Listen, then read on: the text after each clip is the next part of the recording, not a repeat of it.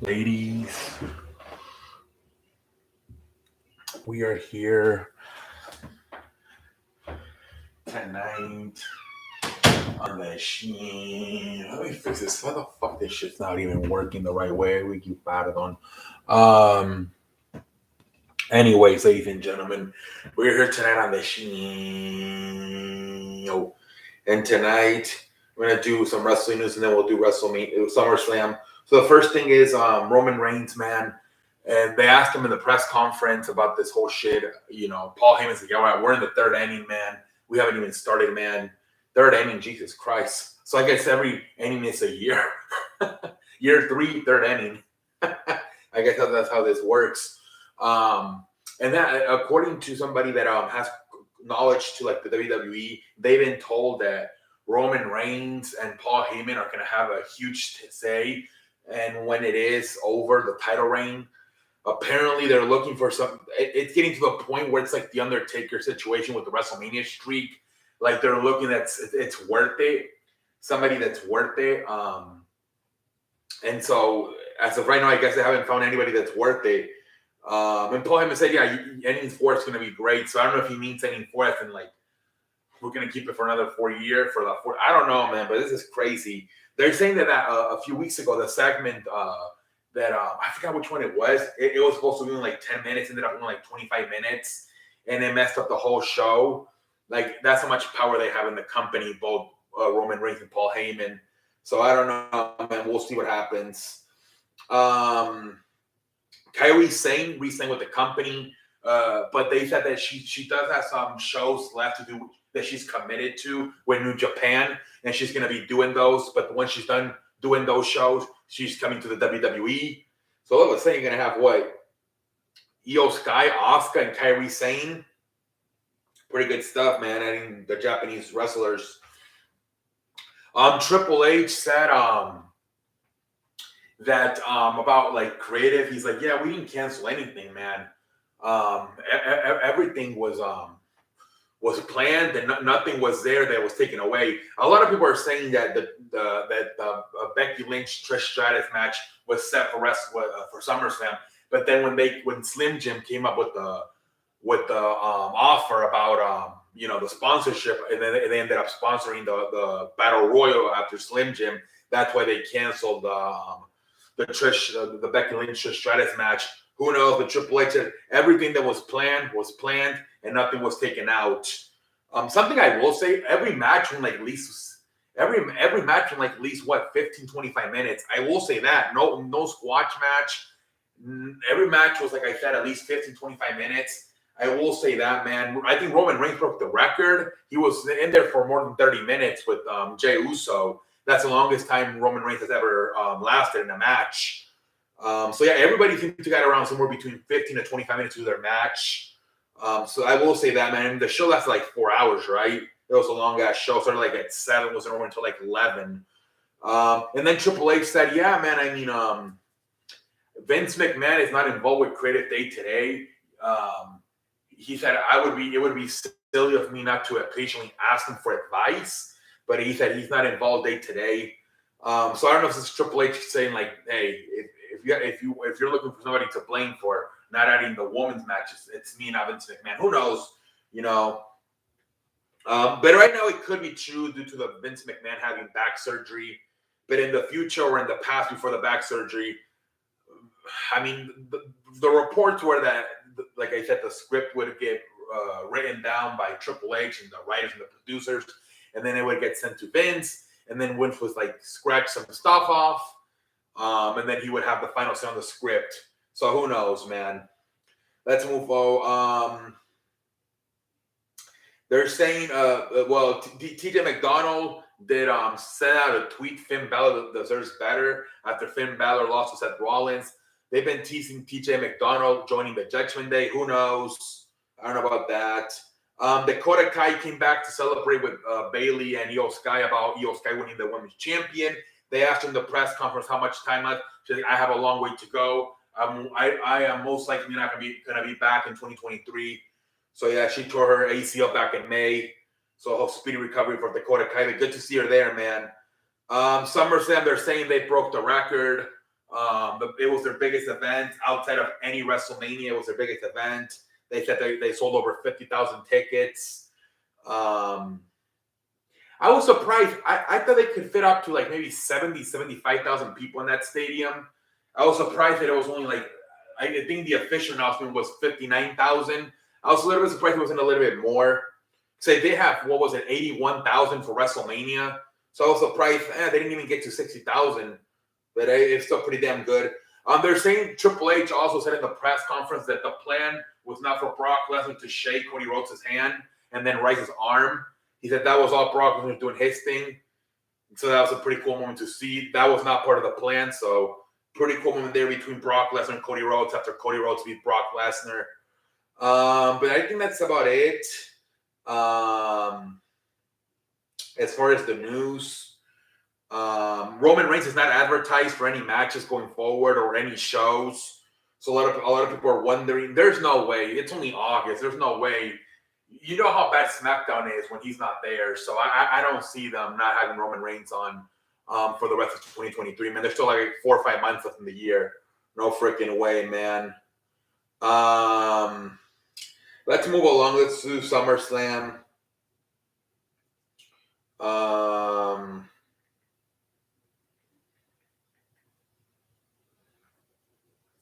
Freaking SummerSlam, man. This should be fast. Huge, fast recap of the damn show.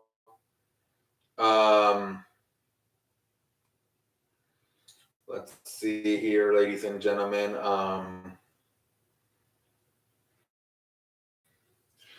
Somebody have an article for this shit.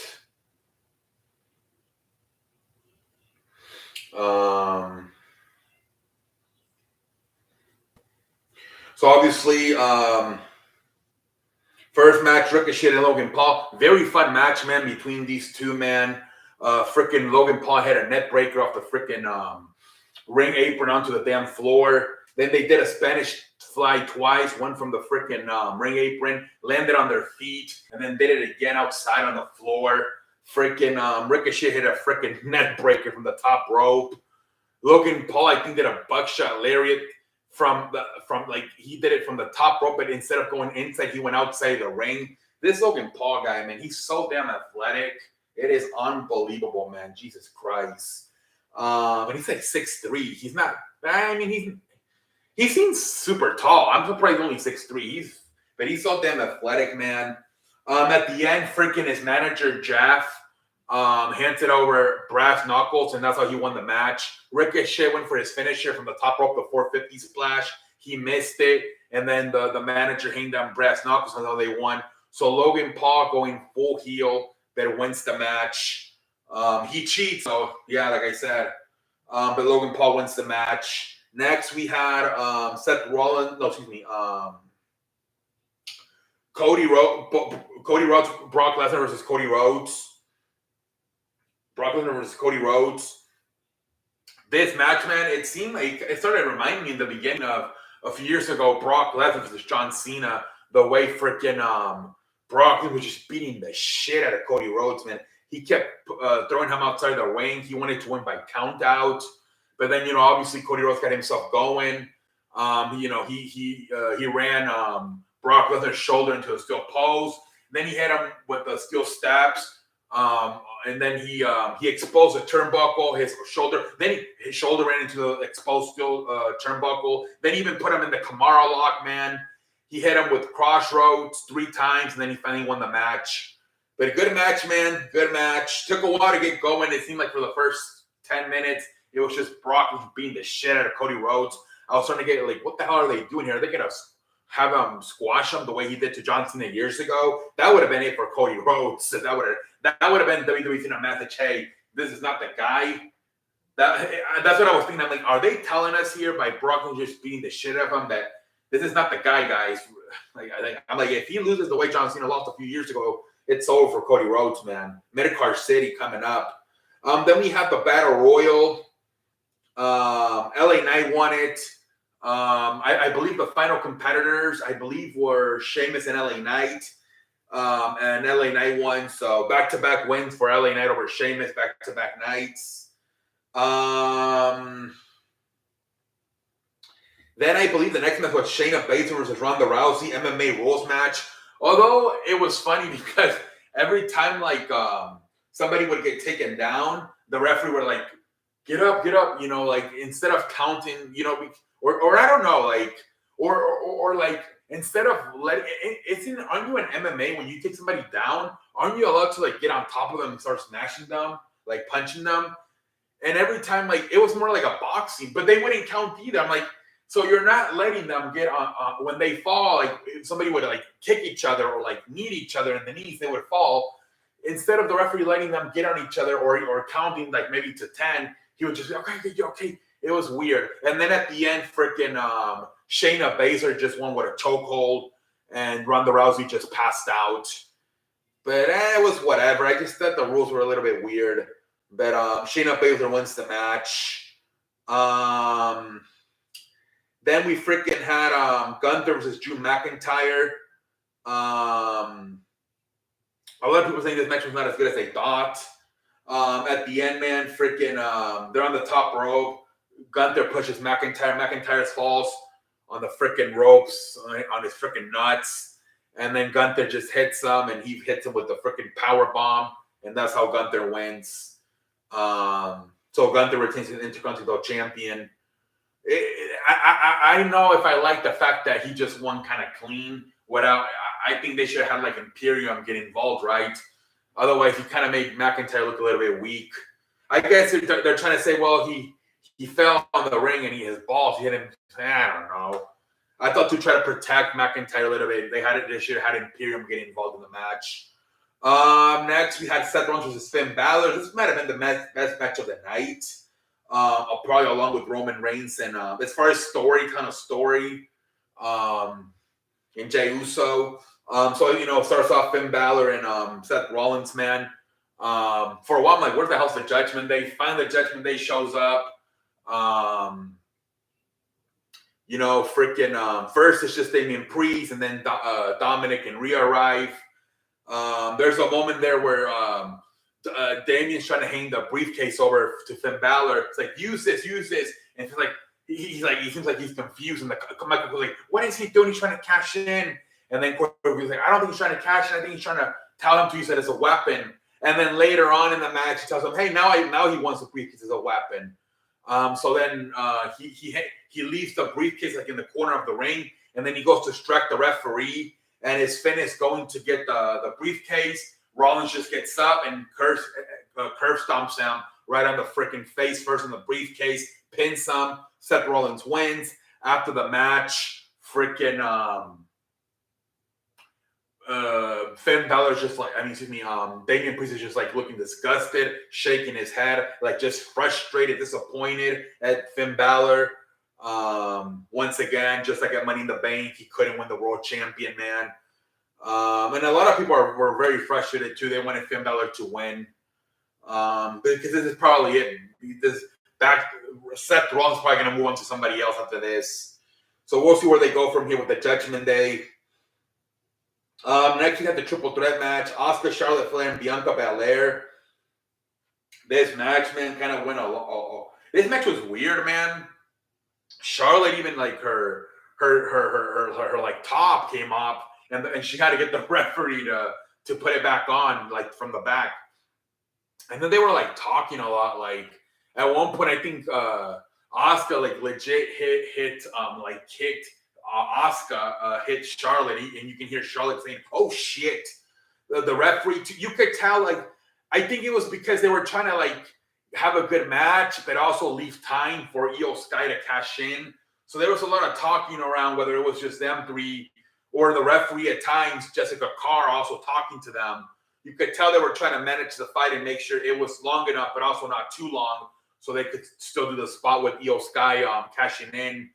So at the end there, Bianca Belair falls over the top rope. She lands knee first into the steel steps. She's crying. She's all over pain on the floor, laying down. They call the medical staff. They're trying to take her away with a leg injury. So for a moment, it turns into a one-on-one match just between Charlotte Flair and Asuka.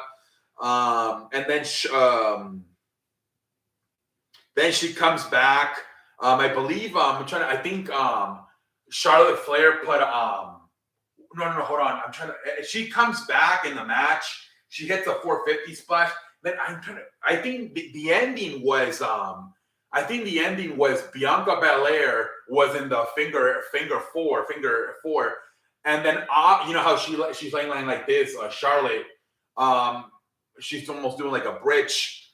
Asuka gets in the ring, hits her with the miss, and then Asuka just tries to hit like a kick on Bianca. Bianca ducks out of the way and just fucking hits her with a roll up, and that's how she won the match. So Bianca won the women's championship, but her knees all fucked up, so she's limping and barely walk. And then freaking Io's music hits. Bayley grabs the briefcase. She hits both Charlotte, then Asuka takes them out, and then she hits Bianca right in the leg, in the face too, and then she goes to the top rope. And Io Sky wins your new championship. So Io Sky is your new WWE Women's Champion. Dakota Kai comes to celebrate along with Bayley and Io Sky. So they cash it in. You know how they can never help themselves, man, with these women cash-ins, right? They got to do it right away. They just can't help themselves for some reason. I don't think you've ever seen a woman have that briefcase for like maybe even 3 months. It's crazy how fast they always do it compared to the man's. So Io Sky cashes in. So for the triple threat one was won by Bianca Belair, but then Io Sky cashed in their Money in the Bank briefcase. So Io Sky is your new women's champion. And then the freaking main event, man, Roman Reigns versus Jey Uso. These guys just going back and forth, man, the whole match. Hitting everything, kendo sticks, straps, tables, chairs. At one point, Jay brings a bunch of tables in. I told my friend, like, this is the closest thing. If this was AEW, it would be thumbtacks. But in freaking WWE, it's just a pile of chairs. Freaking Roman Reigns ends up freaking power bombing Jay through the damn chairs. A bunch of stuff. I think Jay put Roman through a table outside. Then they go out to the crowd, and then Solo finally appears. He puts Jay through a damn table, and then him and Roman drag him back out. And then they're about to put him away. They're about to do that Samoan spike spear combination. But at the last moment, freaking Jay gets out of the way. So instead, Roman spears Solo. And then Jay just grabs a chair and starts beating the hell out of both Solo and Roman Reigns. Just beating the shit out of all of them. But then finally, I think somehow Solo got back. It's hard to remember everything, man. Jesus Christ. But Solo gets back up, and then they're on the outside, and Roman and Solo are arguing. So Solo feels like Roman Reigns speared him on purpose. Like, it's an accident. You're gonna turn on me? And they're arguing, and then freaking Jay just freaking spears Roman through the security barricade, man. Jesus Christ. So then Solo grabs Jay, and he's trying to once again put him through a table in the announce table, but Jay slips out of the way, and instead he ends up putting Solo through the freaking announce table, and then he's it. Solo's out. Solo's finished. He puts Roman Reigns back in the ring, and he's finally gonna beat him. He hits him with another spear. He hits him with the freaking splash off the top rope, the frog splash. And as he's getting pinned, freaking Jimmy comes back wearing a hoodie and everything, and he pulls him out of the way. And then for a while, for a good maybe minute, they're staring at each other. Jay can't believe it. He's all shocked. Then Jimmy finally super kicks him, puts him back in the ring. Freaking Roman Reigns spears him through another table, and that's it. Roman Reigns wins. Jimmy just walks away. Jay's laying there. Roman and Paul Heyman are celebrating. Even Solo's just laying there too. I mean, he just got put through the announce table. He seems surprised too. Even Solo's like, what the hell? And that's basically the show, man. This show was way too long. Jesus Christ, man. But I'll say this: every match lasted like somewhere between 15 to 25 minutes. The final match lasted over 30 minutes. They made a good. They had how many? 1, 2, 3, 4, 5, 6, 7, 8 matches, maybe 7, 8 matches, and they all got 15, 25 minutes. So they did a good job with that. And apparently that's where Triple H told Becky and Trish, he's like, I'm not going to be able to give you too long, guys. And that's why they told him we're going to do it either on Raw or in Payback coming up in September. But I will say that they gave every match good time. This was a good show, man. I know some people were frustrated with, they feel like they're going backwards now with now Jimmy possibly joining the Bloodline again. It feels like we're going backwards. Some people were frustrated Finn Balor did not win the world champion. I think those were the two biggest frustrations from people tonight. Finn Balor both the title matches, right? Finn Balor, well, basically not so much Roman winning, retaining, but more that Jimmy turned on Jay, and people feel like we're going backwards now with the Bloodline story. We'll see what they do on SmackDown, right? How they do this. Like I said, as of right now, Roman Reigns is not advertised for anything moving forward. We still got we got at least 3 more pay-per-views, I believe. Payback, Fastlane, and Survivor Series. And as of right now, Roman Reigns. Now, I would believe he is going to be at Survivor Series. It's in Chicago. There's a lot of history with that city when it comes to the WWE. Top 3 city in the country. I think he's going to be there. Maybe he wrestles Seth Rollins and they run it back from last year from I think from the Royal Rumble.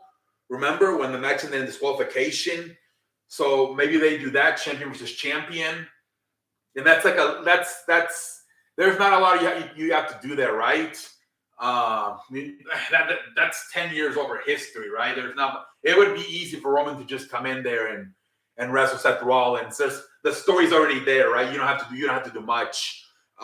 Maybe a few appearances on Raw or SmackDown would be nice to build it up, but otherwise, I think that's where they're gonna go with. But that might be the next time we see Roman Reigns wrestle at Survivor Series and a champion versus champion match versus Seth Rollins.